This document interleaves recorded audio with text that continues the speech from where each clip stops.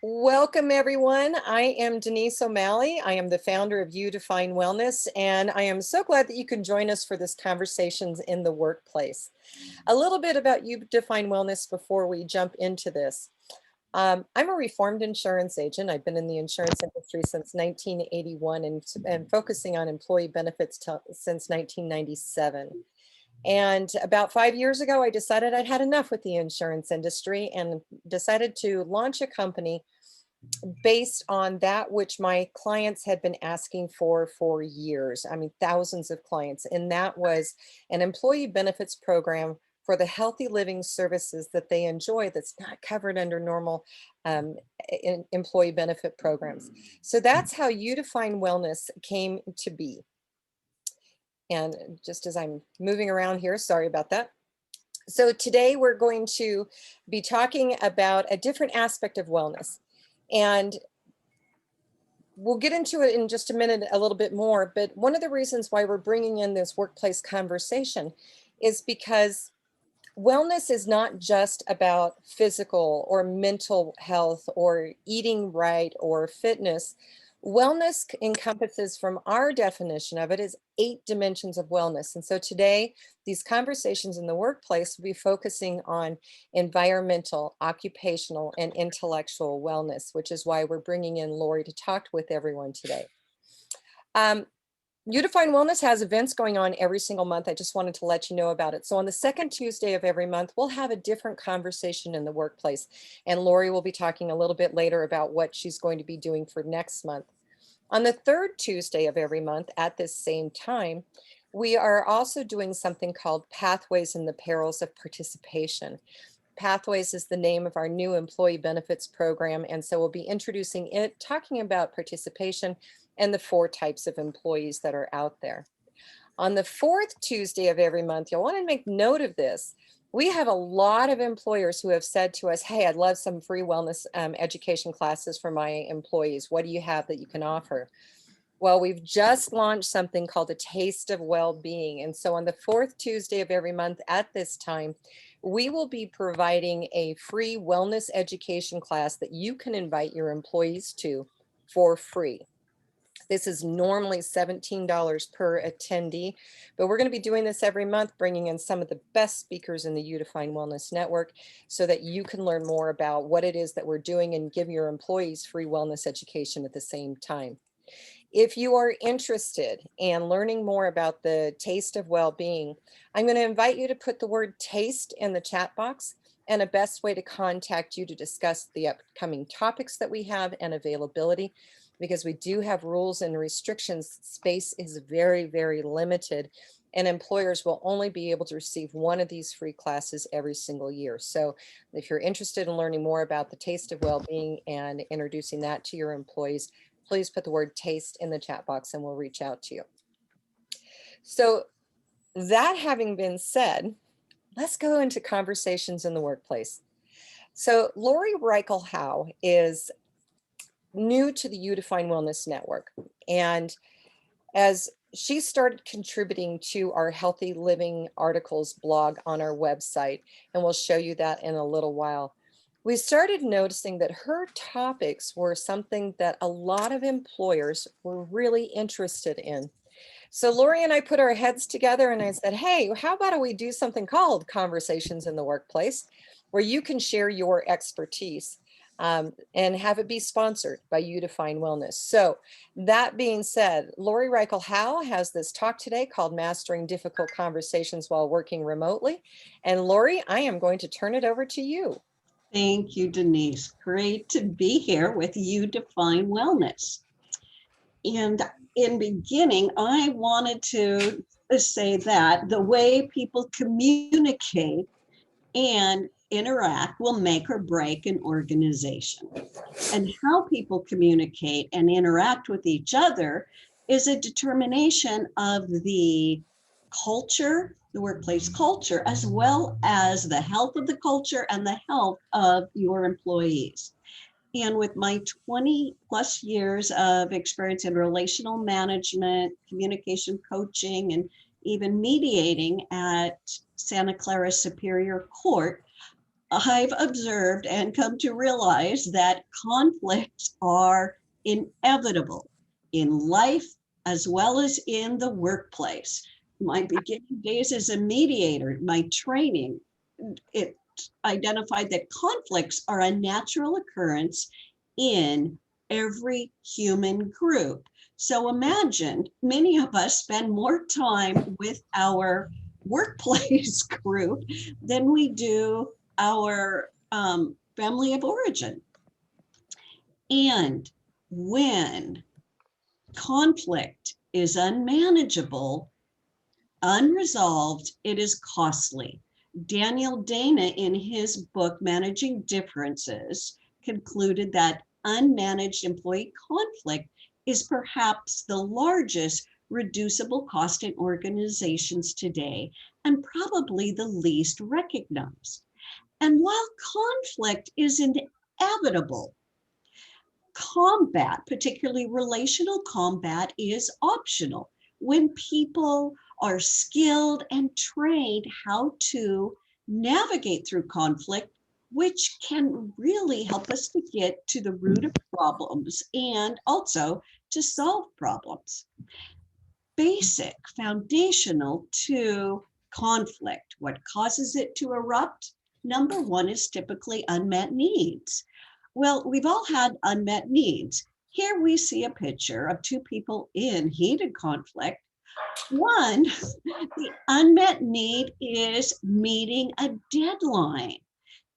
But the other person, the unmet need is being brought into the conversation when deadlines are set and also being assured and given the resources needed to meet deadlines. We experience conflict whenever our goals are blocked. Well, how many of us have had someone or something blocking us from reaching our goals?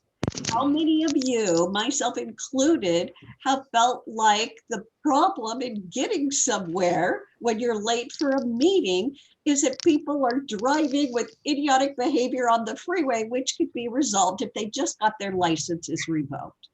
Well, not a fair conclusion, but how easy it is to see other people as the problem. And anytime you feel disrespected or devalued, whoa, there is an unmet need. And that's because respect it's like air. And when it's taken away, it's all people can think about. And conversations then move from what was the core issue to defending dignity. Relationships break down, culture erodes, and so does our health. I have found that at times of conflict, and there are physiological things that happen within our body. Whenever we experience conflict, whether that is someone just disagreeing about a topic or a value we care about, we experience conflict.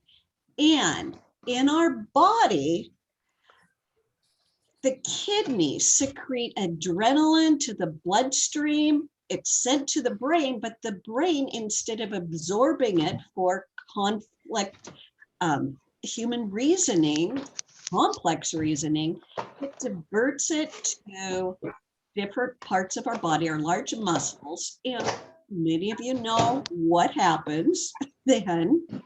One of three things. We freeze, which is fine if you've stepped on a bee's nest. But if a verbal bomb has been launched, freezing is not going to help move people into dialogue where problems get resolved. So we freeze. Another thing we do is we flee, take flight, or avoid. This is the tendency of my family. And many people feel they are afraid of saying something that might make matters worse. So they become silent. Yet when we are silent, we give up our power to influence positive change. Lastly, what we do is fight. Now, it's not with our fists, but we fight with our words. You've heard it: arguments, sarcasm, threats. Sometimes it can even be passive aggressive. And there are three forms of fighting that are core problems in the workplace. They have been identified in a Harvard negotiation project, identified these three forms of workplace fighting. Number one, absolutes. It's that mentality of I'm right, you are wrong, and you have to agree and you have to do it this way. It is a killer of inclusion. It shuts down conversations. And my gosh, how many businesses have imploded because of egos and inability to navigate conflict and invite differing opinions and conversations.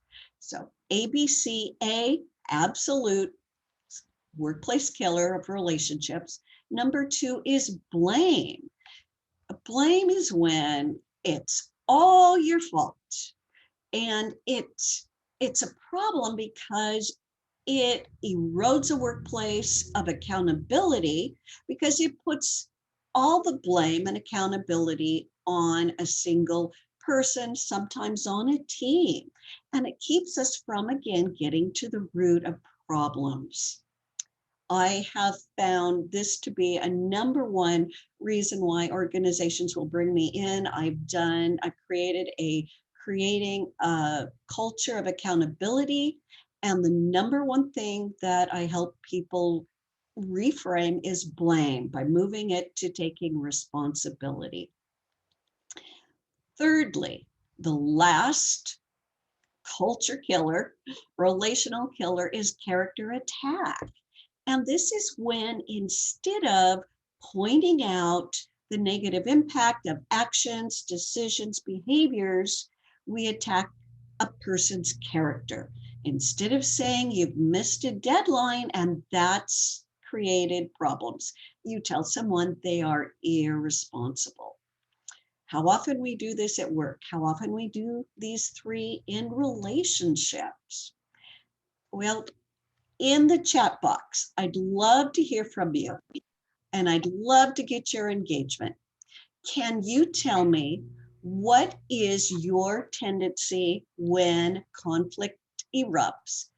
In the chat box, tell me, is your personal tendency to freeze, to flee and avoid, or to fight? I'd love to hear from you. I'd also like you to add, what relational killer do you observe the most at work? Is it absolutes? I'm right, you're wrong. Is it blame? Or is it character attack? And if I could, Denise, if I could get you to read people's responses, I'd love to hear that. I can tell you that my family of origin, our tendency in conflict was to flee and avoid. A matter of fact, in order to break that tendency, that's where I started to learn and develop skills in speaking up. My parents were uncomfortable asking someone not to smoke in the house out of fear of offending them. But smoking in the house negatively affected my younger sister, who had asthma. So unless they were willing to speak up, my sister's health was really put at risk. So, All right, I have a bunch of answers here. We have great. fight, character attacks, Okay. observe mostly absolutes or blame, fight and blame, a combination based on context and persons involved, Yeah, okay. flee and absolute, fight, and it says, I think it is a mix of both absolutes and blame, Okay. flee and blame, fight and blame, Mm-hmm. freeze and observe, blame and absolutes, Mm-hmm. freeze and blame, and flee, avoid, sweep things under the rug. Mm-hmm. Yeah, quite often. Unfortunately, though, behaviors that are not addressed, they tend to escalate, they tend to turn into patterns and repeat behaviors. And I have found that practice makes permanent. Practice doesn't make perfect unless what you're practicing um, is is a good thing. So as you can see, they are common. We experience them in life. Now, I have also found that what keeps us stuck in freezing, fleeing, fighting, and also in the other behaviors are difficult conversations we are avoiding, or else we're having, but we're not holding them well. When we avoid them, we risk becoming like a pop can. Once it's shaken and finally comes off, it explodes. Or else you are having the conversation, but you're not holding it well. People become defensive and conflict does only escalate. So, to help people get unstuck, today I will not only describe, but I will demonstrate a communication framework for transforming difficult conversations into safe conversations. And while COVID has changed the way we communicate, it has also complicated, multiplied communication challenges. We have had to redirect from face-to-face, in-person conversations to screen to screen. And I want to make it clear that whether you are talking in person, face to face, or screen to screen, the framework that I will give, it is the same. It's the same framework, whether face to face or screen to screen. There are even some components that are helpful when you are dialoguing, even via email.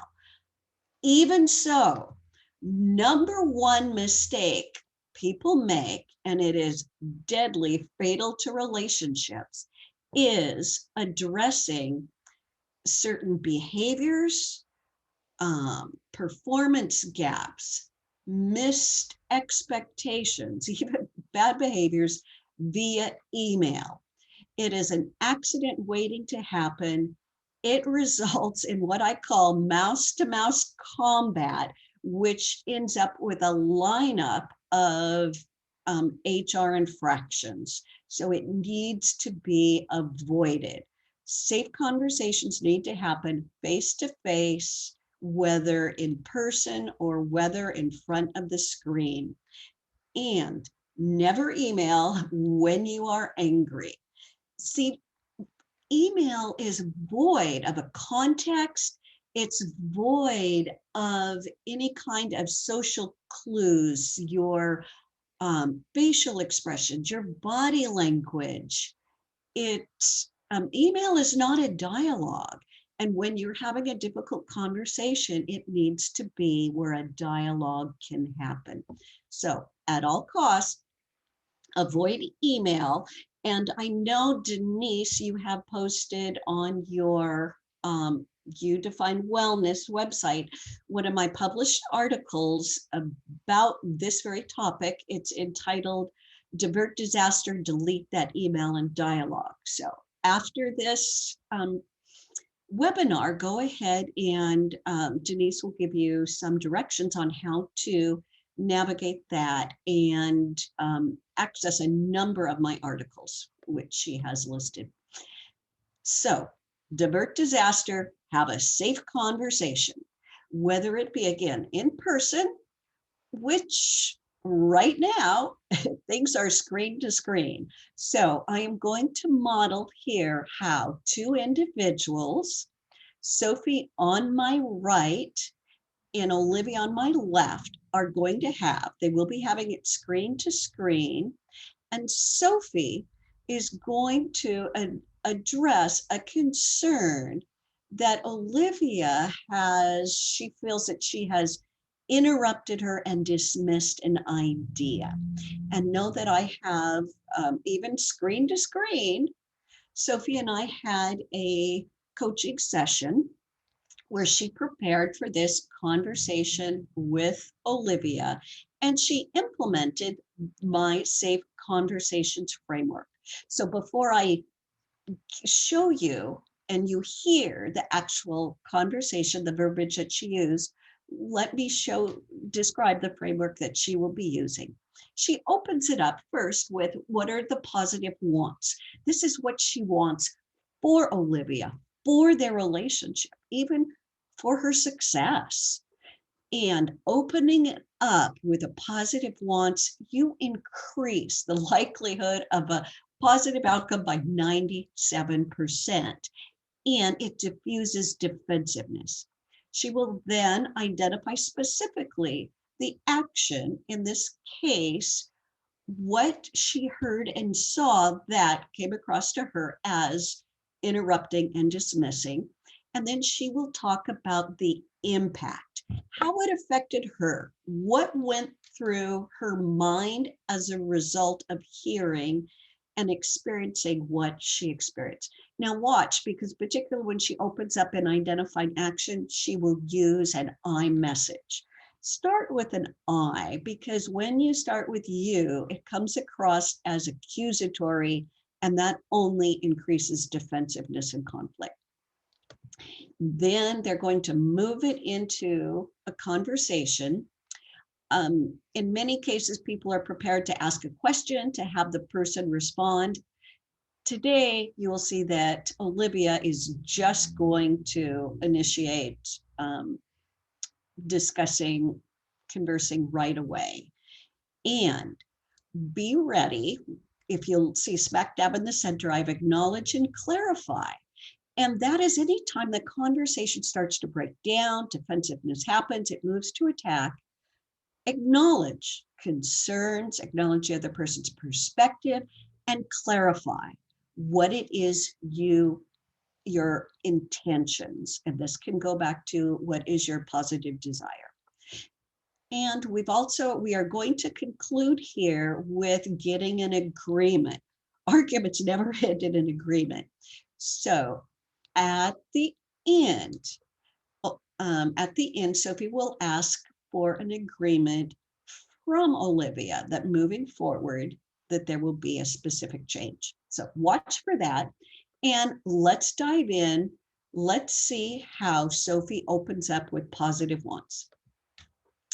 Olivia, I want us to have a positive working relationship and to have open and honest conversations that support each other. She talks further about, to support us in working together, I'd like to talk with you about something that happened during today's virtual meeting. Okay, pretty safe. Now, specifically, what was the action? During our brainstorm session, while I was sharing my suggestion of an employee recognition program, I heard you jump in and say, too complicated. Next idea. Now notice here, she used the exact words. She didn't start out with, you interrupted and dismissed me. Now she moves to the impact, how she was affected. Hearing you say this, I felt interrupted and shut down.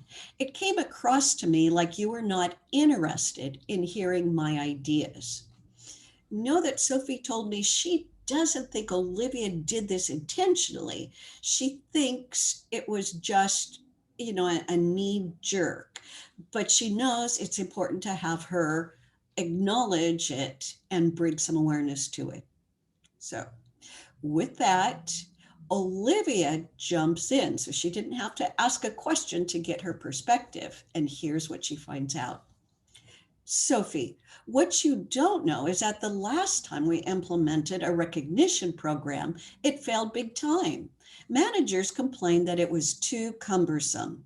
Instead of building a positive culture, the outcome was negativity. Okay, now Sophie is going to acknowledge the concern. That doesn't mean she agrees or that it's okay, but she will acknowledge it to keep them in conversation and to let Olivia know she's heard what you said. Whoa, Olivia, I now understand your concern given negative past experiences. And she moves to clarity. While I understand it, she wants to still, it's important that her request is recognized. I believe it's possible to identify what was lacking in the earlier program, the one that she was talking about, and to make needed adjustments and to implement a manageable program that results in positive outcomes. So she's heard her concern, but she's clarified that it's not it's not okay to still interrupt and dismiss. So what she's going to do is ask for an agreement moving forward. May I count on you to hold off on evaluating my ideas until I've had the opportunity to describe them? And with that, Olivia responds, that's a fair request. Yes, no evaluating until you've had time to share your ideas. And now, while I tried to keep this brief and simple, and I'm quite aware that there are many other strategies that may need to be implemented because a conflict could still erupt. But understanding just that framework and how to bring up concerns, to navigate through them, to redirect conversations to the root of problems when defensiveness erupts is still a critical skill to learn. And imagine the cost that would be prevented. Again, unmanaged employee conflict is perhaps the largest reducible cost in organizations today and probably the least recognized. What would happen in your organization if people, instead of coming first to HR to get support in navigating this conflict, what if people were trained to first learn to navigate it on their own? If your entire organization had a framework that people used, and what if when they were then unsuccessful and they came to HR, if you sat down with them and said, okay, tell me how you have tried to navigate this conversation using the framework, then see how there is a place of accountability, and then how you're using your time in training people to use this framework and empowering them to do that. Hey, bottom line, when conflict happens, HR gets the 911 phone call. And how do we give people skills in navigating through conflict in a way that supports and builds positive working relationships? I want you to know that safe conversation skills are learnable. I know this because I have trained individuals, I've trained within organizations, and I've trained and given people the skills and practicing in conflict coaching sessions. So I've seen it happen. I know it can happen. If this content resonates with you, feel free to, I would be glad to provide a 30-minute safe conversation consultation. It's free, there's no cost. And in order to sign up for that, simply go to my website at www.conversationsintheworkplace.com. The homepage will look like this. And if you find that blue Let's Talk button underneath the picture, if you click on that, it will take you to sign up for a complimentary consultation. It hooks up to my calendar, pick a 30-minute time slot, and that reserves you time on my calendar. So I'd love to provide for you with that. I'd love to talk with you and see how we might partner together to help you develop your skills and to help your organization, employees, managers elevate their ability to have difficult conversations. Now, I want us to move to a Q&A session. So I want you to think about, and initially, let's go to the chat box and tell me what kind of challenging communication problems are you seeing? What relational challenges are you facing in your organization? And while you go to the chat box and you do that, what I want you to know is that it is possible to effectively communicate when opinions differ, to build more positive working relationships. And you do that by safely addressing the behaviors that break down working relationships and that erode the mental, emotional, and physical health of workers. It's possible to decrease wasted time, disengagement, attrition, absenteeism, and health cost. And when you do that, you're going to increase performance, productivity, problem solving, and a positive culture. You'll elevate your leadership and the leadership of your leadership to the next level. I've heard it said that 70%, yeah, researchers said that 70 to 80% of bosses never become leaders because they do not develop the communication skills needed to navigate those difficult conversations that are needed to address workplace issues. It can be done by implementing a safe conversations communication framework. So let me put up the picture of my website for those of you who want to sign up for a consultation.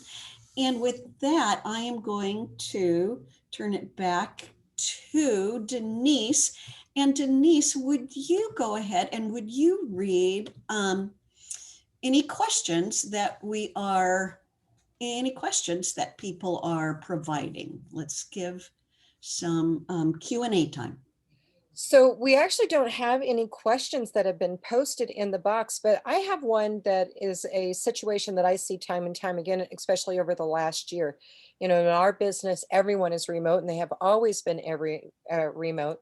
But we find that it's really interesting that it's still our dynamics have changed a little bit. And one of the things that I see is um, where somebody on our team might get themselves all worked up about something and have this scenario run through their head, and maybe they've talked to other people and they start getting on their bandwagon, so by the time it Mhm, comes to me, they're just already so worked up that it takes mhm, me a long time to mhm. get the situation diffused and be able to do something proactive with it. Any advice in that situation?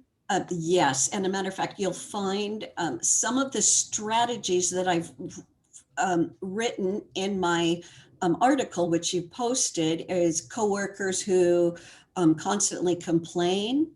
It is how it's also getting employees, people in the organizations who see when people are upset, Mhm, how to help them navigate, and quite often using the framework is helpful, because when we are just stuck on the problem and the impact, we're not, it tends to work things up. We lose perspective.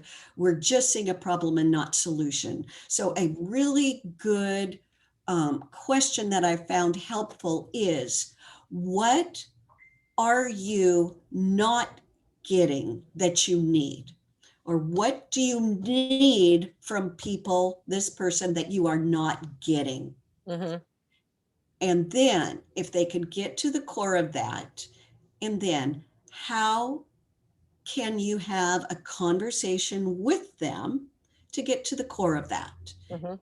And without blowing up the relationship or attacking, what do you want for this person and yourself in the relationship? So have them think about that. And then ask them, what do you think will solve this problem? So having people just learn how to help people. I've heard it said, I think William Ury said, go to the balcony and look at the situation as much as they can, divorce themselves from it and get another perspective. When we can move it to problem solving, people will become, it diffuses energy. Acknowledging their concern, even the emotions. Wow, this sounds like a challenge, and it sounds like you are negatively impacted. I notice even when I've done that in mediation, I will watch the shoulders of people go down just because they have felt acknowledged. So, Yeah. We we have another observation, if you are ready for me to move on to that. absolutely. So it wasn't a question per se that came up, but talking about a previous organization that they've been a part of, and absolutism was absolutely in place there, where the executive level management did not address issues because they were right, and anyone who questioned them was wrong, regardless Mhm, of what they brought to the manager's attention. How mhm. would you approach that? Yeah. Um, It sounds like you've had that come up time and time again. Oh, it is so common. It is so common. And I believe it really is the number one, and it is a killer of inclusion. And so, a couple things. One, and because quite often egos are in place, and it's important for people quite often won't listen unless they do believe you are wanting them to be more successful. So, what I would open with is, um, I'm concerned that it's possible people are interpreting the no here or your position as inability to willingness to listen. And I'm afraid that that can break down trust, Mhm. and it can limit your success as well as that of the organization. And so, if we were to have a time where we could listen to concerns, I believe that the organization could be more effective as well as your leadership. So, as much as possible, making them see that you want them to be successful, the organization, and that this can limit their success. Another training and a presentation that I've given called "Managing Up," making difficult conversations safe conversations, and that is without losing your job. I give a number of strategies, and including that one, to make it safe to get people to listen. And I will be honest with you that sometimes they're going to need to hear something more than once. So feel okay in that you may just have to drop a hint here and there in order for that to come about. So if managing up, if that's an interest, let Denise know, and that can also be a session that we can provide Yeah, for her. absolutely. Up. That it sounds fantastic. I think it's one that we should probably be looking at. And I already have somebody saying, "Hey, interested." We have another comment here, and let's see if I can read it without um, ruining it too much here. It says, "Sometimes what is wanted is really hard to say." like you want to say you're happy with my job or something, and what comes out is perhaps ambiguous. It's hard to when it's hard to specify, an ambiguous goal can lead to worse problems. What to say Yeah. to? Well, and that's why, in addition to the trainings that I do, I provide one-on-one coaching to give practice. Mhm. And um, when I coach people, we go through this framework, they articulate, and I even give them a form that they use. They start writing out, and I say, grab a pencil. It's a draft, because what we do, it takes time to develop the language and then to really perfect and refine it. And practice is critical. And sometimes it's just a matter of implementing, one communication strategy at a time. So you start where you are and build little by little. Having an accountability partner, even having somewhere to practice, it is a great strategy, even writing it out. That sounds fantastic. We don't have any more questions that are there, so I'm going to go ahead and share my screen real quick to point out a couple of things that Lori mentioned, and that was that she has written some articles for our blog. And if you go to youdefinewellness.com, you'll find healthy living articles over here. Just click on it and you can find all the blog posts that we have there from the health and wellness professionals. Another way to do it is to go to the Wellness Center. And I'm going to just kind of scroll down here so you can see what else is here on our website. But we have a Wellness Resource Center.